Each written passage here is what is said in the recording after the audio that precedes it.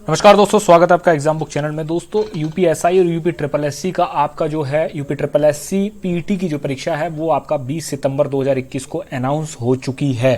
सबसे बड़ा रीजन हम इसमें ये जानेंगे कि 20 सितंबर अभी तो डेट फॉर्म भरने की गई थी, एकदम मतलब महीना भर जो है देने के बाद तुरंत पेपर।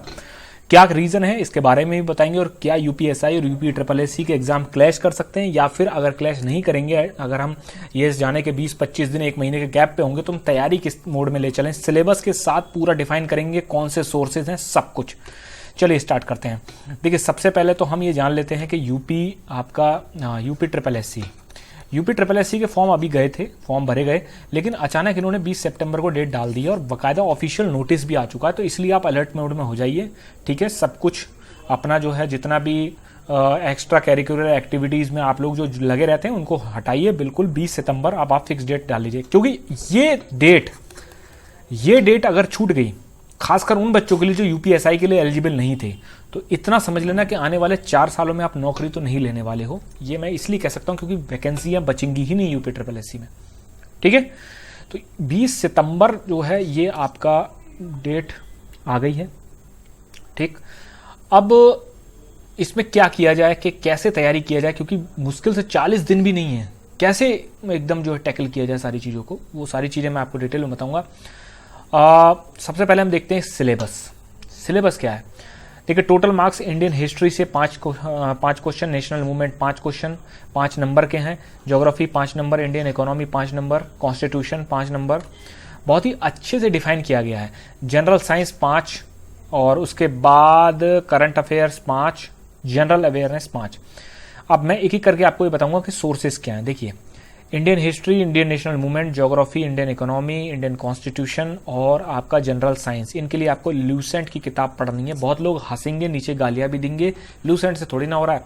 जब पेपर हो जाए उसके बाद मिला लेना। 90% क्वेश्चन अगर इस किताब से ना मिले तब मेरे को कमेंट में आके कुछ भी बोलना, मैं उस चीज़ को आपको सुन लूंगा।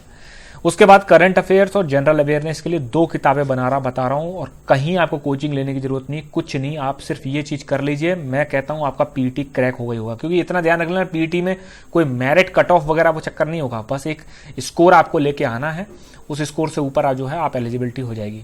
तो करंट अफेयर में एक तो आपका जो है घटना सार की बुक आती है, घटना सार, जिन लोगों के एरिया में नहीं मिल रही है वो ऑनलाइन अपना जो है कर लीजिए। उसके बाद एक स्पीडी की बुक आती है। ठीक है, ये 2 किताबें आप अभी ले लीजिए, क्योंकि सितंबर में पेपर है तो 1 महीने पहले तक का करंट आपका जो आ जाता है। ठीक है, तो जो भी लेटेस्ट में आपको मिल जाए इन दोनों किताबों को रट मारिए 2 तो 3 बार। ठीक, अब देखिए 20, 25, 5, 30, 40 और 50% वेचेस तो सिर्फ जीएस का है।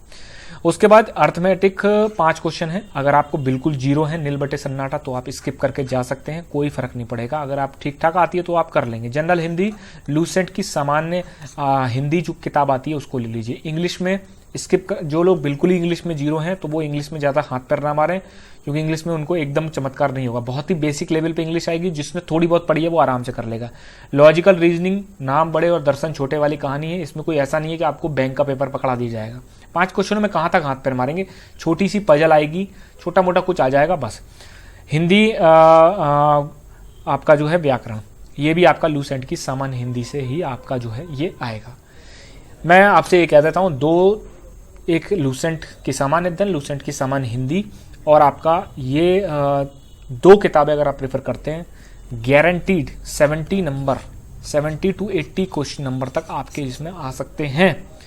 बाकी भाई अगर कोई आपको 10 सोर्स बता रहा है, 2-2 घंटे की, 4-4 घंटे की क्लास ले रहा है सिर्फ किस पे, ये बताने के लिए कि किडनी कैसे फंक्शन कर रही है, 4 घंटे की क्लास में अगर आपको बहुत मजा आ रहा है तो आप मजा लेते रहिए।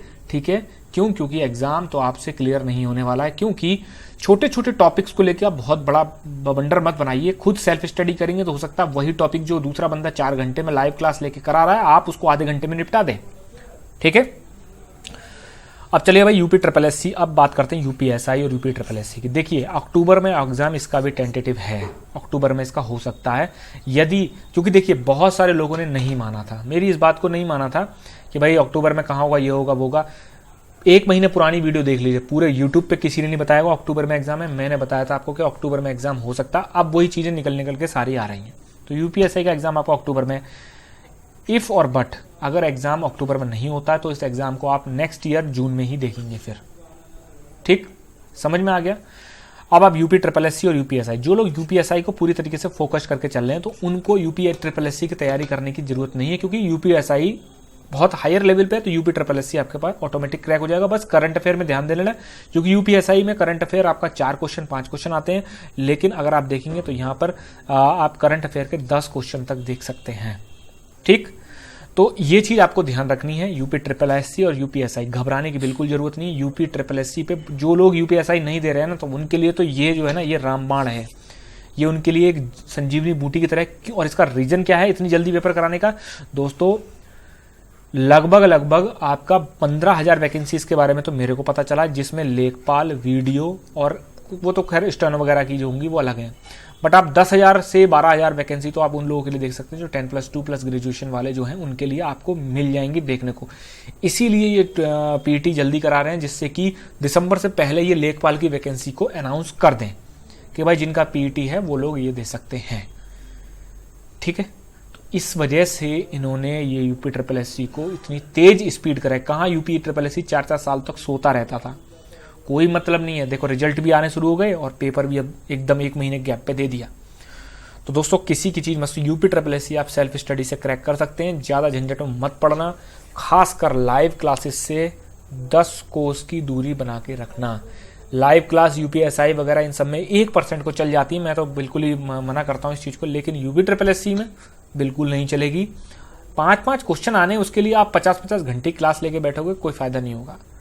ठीक है, प्रैक्टिस ज़्यादा से ज़्यादा करिए। लूसेंट की एक ऑब्जेक्टिव आती है, अगर किसी और की मिल गई, लूसेंट की ऑब्जेक्टिव थोड़ी पुरानी हो गई, अगर कोई और ऑब्जेक्टिव मिल जाए तो वो ले लीजिए आप। 2 से 3 किताबें लगेंगी, उससे ज़्यादा नहीं लगेंगी आपकी, आराम से आपका क्रैक हो जाएगा। करंट अफेयर पे ज़्यादा ध्यान देना, क्योंकि 10 क्वेश्चन का वेटेज है, 10 में से 8 तो निकलना ही चाहिए। ठीक है दोस्तों, तो ये था पूरा का पूरा चीज़ें। बुक्स भी वजह मैं आपको बता दी, लूसेंट का आपको पूरा रट मारना है, पूरा। ठीक है, सब कुछ रट मारो। ज़्यादातर क्वेश्चन लूसेंट में से ही उठने वाले हैं, आज नहीं मानो तो एग्जाम के बाद मान लेना। ठीक है, और जिनका लूसेंट की वजह से सिलेक्शन हो जाए तो वो कमेंट बॉक्स में आके मेरे को जो है थोड़ा सा अप्रिशिएट जरूर कर देना कि सर आपने सही समय पर सही सलाह दे दी। नहीं तो 36 किताबें बताने वाले इस समय आपको होंगे, और 40 दिन है तो कोई भी मूर्ख बना सकता है आपको। धन्यवाद।